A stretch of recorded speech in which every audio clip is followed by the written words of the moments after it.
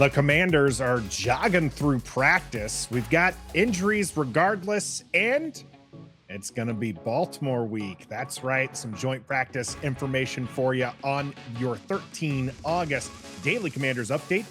Let's go.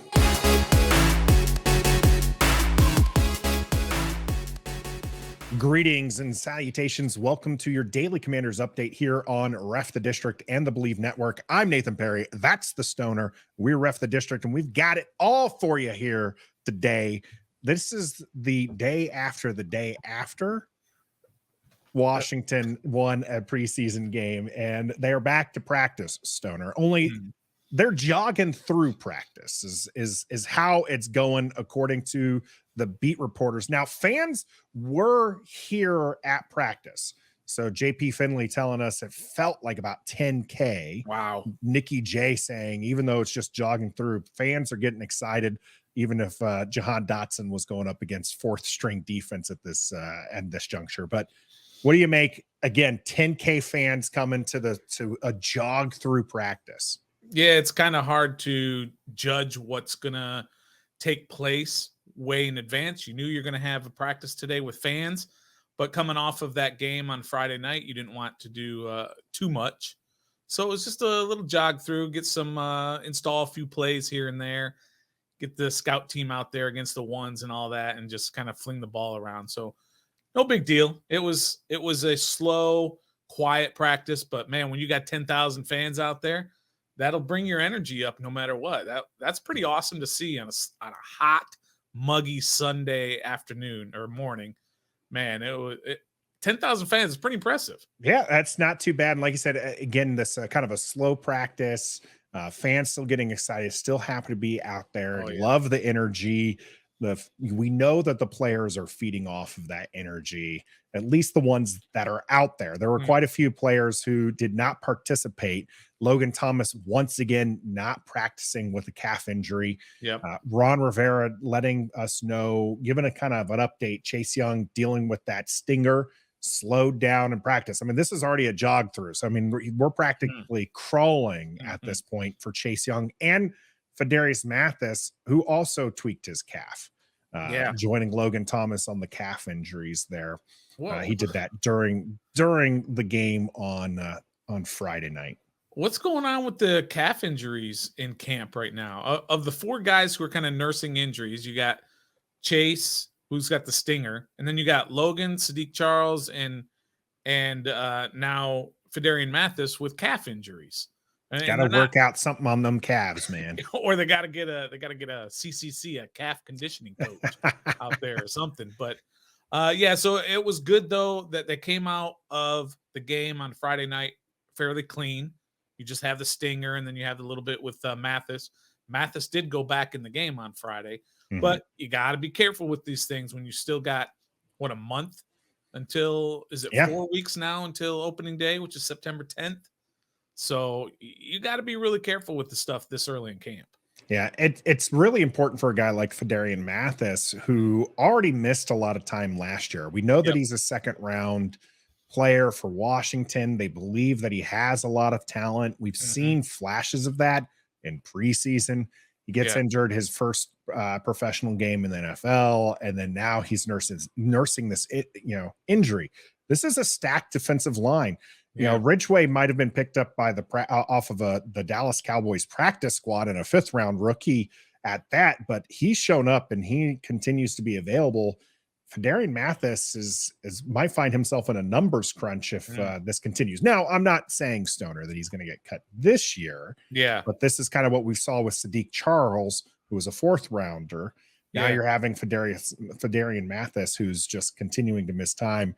You want to get these young guys out there and developing their talents. I don't have the list in front of me, but there's like a 2nd round draft pick curse that this team has over the last few years with guys like Darius Geis and like I said, I don't have the list, but I've seen it floating around there. So he's a second rounder. The safety is the one that you should be remembering on that one. The safety from oh, come on, help me out. Give it to me.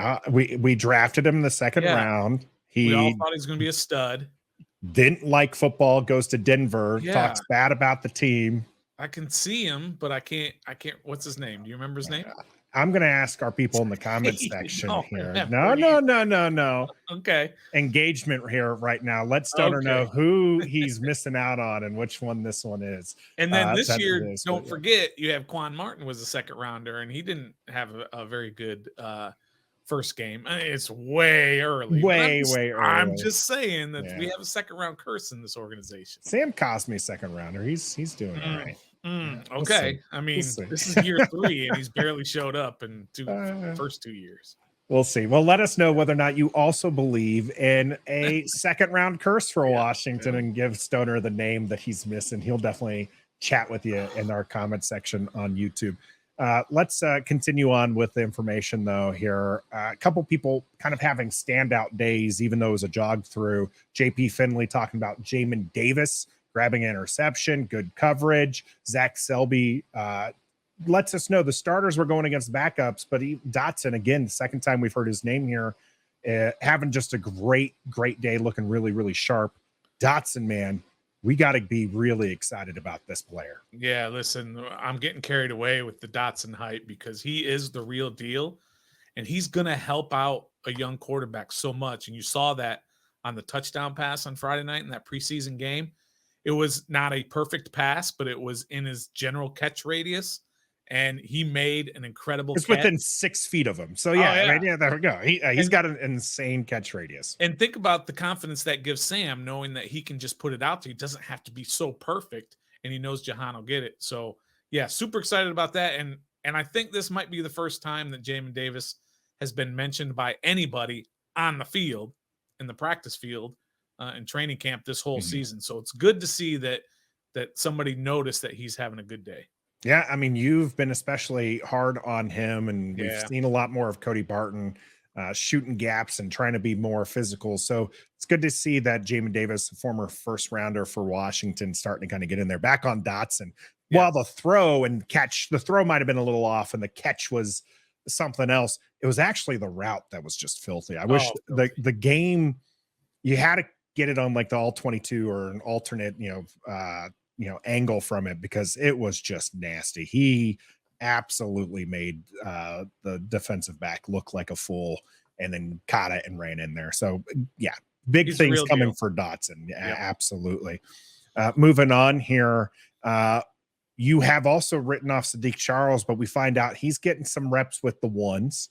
Yeah. And Ricky Stromberg and Tyler Larson also working out at guard. Not unfamiliar territory for either one of them. Tyler Larson, of course, has been a guard center combo for his entire career. Ricky Stromberg drafted as a center, but did play some guard in his college career. What do you make of what Washington's doing here at the guard space? Well, we know Ron loves position flex. He likes guys who can play multiple positions, and that will help when you go through a season and you have injuries, and so you have guys who can play multiple positions. So that's good.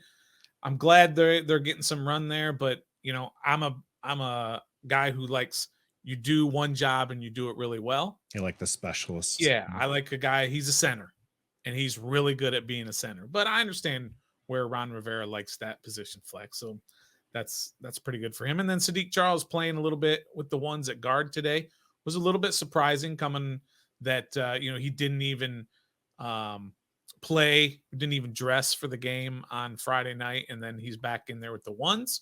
I guess that's a good sign. I have kind of written him off, but it's a good sign that he's back in there and practicing with the ones. Yeah, I know that he's. I don't think this removes him from our surprise cut of camp. No. I think, if anything, the fact that Stromberg and Larson are getting some time at guard is probably a sign that we're probably more accurate on that than anything. Is that they want to try to give him a chance. If he can win this outright, he will stay on the team. But if there's a question mark, they might end up going with Chris Paul and then rounding it out with some of these other players. You got to remember, they can only keep 53. And how many offensive linemen are you going to take? Okay. You got your starting 5, and then you're probably going to have 5 backups. And right? Maybe 6, depending on all the other. Maybe 6. Right? You might have 11, but probably 10. You're probably going to keep on there your 3rd and 4th round picks this year. Yep. right? Yep. So that's now you're up to 7. Yep. You got So Cornelius Lucas, who can play both Cornelius Lucas, tackles. both tackle spot. Now you're up to 8. Yep. And then you've got the guys that you're talking about, the Saahdiq Charleses of the world. And I mean, there's a log jam there when you get down to those 10. And so you need Stromberg is really your third center, and you're not going to drop him. Your backup is Tyler Larson. There's number 9. There's number right? 9. Because we didn't even count him. You're probably going to want another backup tackle rather than another guard, because that's why you have these position flex.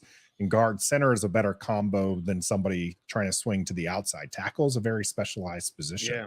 And the thing you always have to worry about when you make these cuts is when you cut somebody, you expose them to other teams. So if you want to cut, for example, Mason Brooks, who has been fairly impressive for an undrafted guy, you will expose him to other teams to be able to grab him and either put him on their roster or give him a better deal on their practice squad.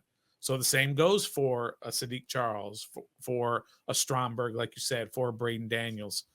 So that's a numbers crunch, man. So you got to really almost be a 1 to really solidify your position. You can't count on it again for the 4th straight year for Saahdiq Charles, a 3rd-round pick, to be a backup guard for 4 straight years. Yeah, 4th-round pick, by the way. But 4th-round pick. Yeah, at some point, you got to cut bait and say, if you can't challenge for the 1, then we're just going to have to move on because we drafted a bunch of guys.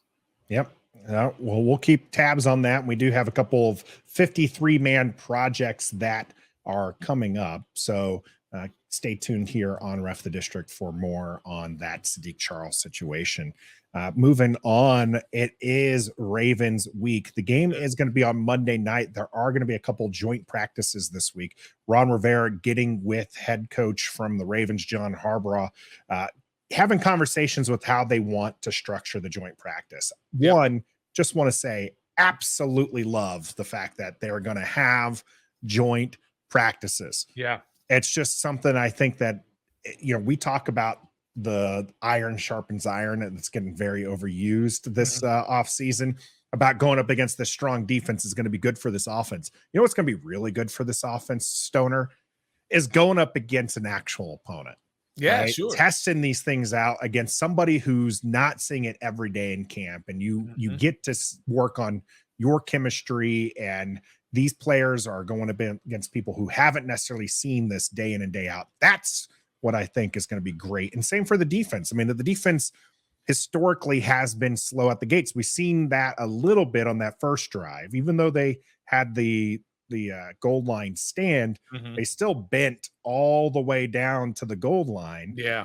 And so you want this defense to come out and be top 5 from the get-go, not come into form 6 games in.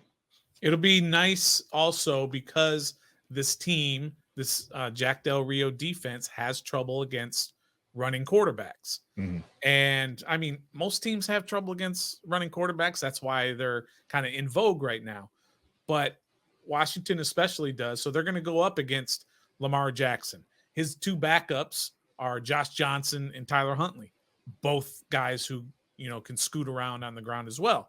So they're going to have 2 solid days of facing an offense with running quarterbacks, which is going to really help them. And Ron Rivera even said, look, the analytics say that going to joint practices is better. The teams that do this end up having better records. It's in the numbers, it's in the math. So I think it's a great idea just to be able to face some other opponents during the week. All right. Well, 2 things. One, I hope that they bring the intensity, but I don't want to see any news about fighting or at least big brawls. And then second, if they open it up to the public, Stoner, we got to get you there. We know it's just a few, essentially a few blocks down from you. It is pretty close, but I've been looking around and I can't find any tickets. Yeah. So I don't know how I'm going to get there, but if they're out there, if somebody's got some, let me know. It's not far from me. Hit us up on our social media networks. We'll definitely reach out to you if you have access to that, because that would be awesome for us to get Stoner out to. Now, Stoner doesn't have access currently to that Ravens practice with the Commanders, but he does have access to a couple markers for our Sam Howell tracker. It was a jog through, Stoner, so you'll have to let us know how Sam did, looking through the information. All right, here we go. The Sam Howell tracker. It's day 14. I think he's 9-5, so it's day 15 because we counted the game as one of the good or not so good. So on the tracker, we've got him at 9-5. 9-5. He's doing really well here. Yep, he is. He's stacked up, I believe, 5 straight days of good practices. Yeah, can he make it 6? Can he make it 6? So what am I going to do? Red or green? Nathan, it was a jog through. We're not giving him a good or no good. This is ridiculous. We're not doing it. Putting it in the drawer till tomorrow when they have another they have an actual practice. Okay, I mean, someone's got to be throwing those bombs to Jahan Dotson. Yeah, I mean, in a practice like that, I probably could have thrown bombs to Jahan Dotson. All right, so no Sam Howell tracker, no offensive tracker for today, but we heard some good things. We just not enough really meat there to get that going. Yeah. We did also hear essentially some good things, Stoner, about my man Tress Way, and that is that he should be pretty healthy here as the Commanders released Colby Wadman, the punter that they brought in while Tress Way was dealing with some of that back tightness. And then they signed tight end Caden Smith. This is a guy who spent 3 years with the Giants, actually had a decent rookie year. Yeah. About just under 300 yards, but 3 touchdowns and pretty decent, yards per catch. But then kind of sophomore slump and then, not really doing anything for the Giants. Yeah. Here he comes.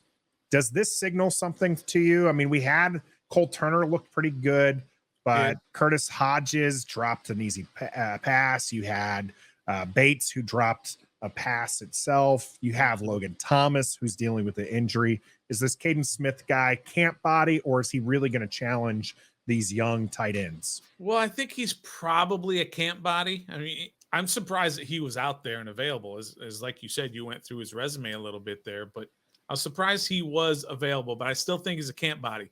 It does signal, though, that there are definitely issues with Logan Thomas's calf. This is no longer kind of like a day-to-day thing. They went through a whole week of not bringing in a tight end, and Logan was not practicing during that whole time. And now here we go to a second week, and now they're saying, well, we just need to bring in another tight end because everything that we do, we need another tight end because Logan is definitely not going to be out there.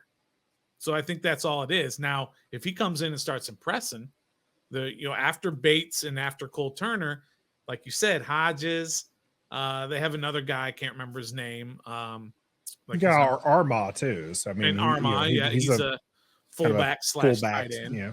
And they have another one after that. I can't remember his name either, but it is a numbers game. But this guy he's got some potential to move some guys around, but is he going to make the 53? Absolutely not.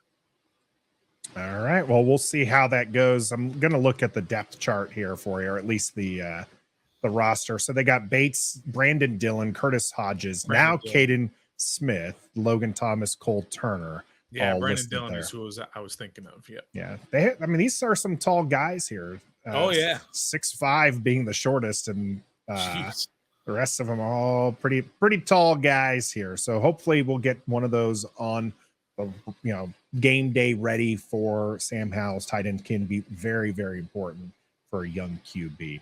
Absolutely. So that has been your Daily Commanders update. I'm Nathan Perry. That's the Stoner. We'll be bringing you content all throughout this week. So make sure you continue to check us out at 7:30 here on our YouTube or wherever you listen to your audio platforms. So until next time, Sua Cravens. Be a fan.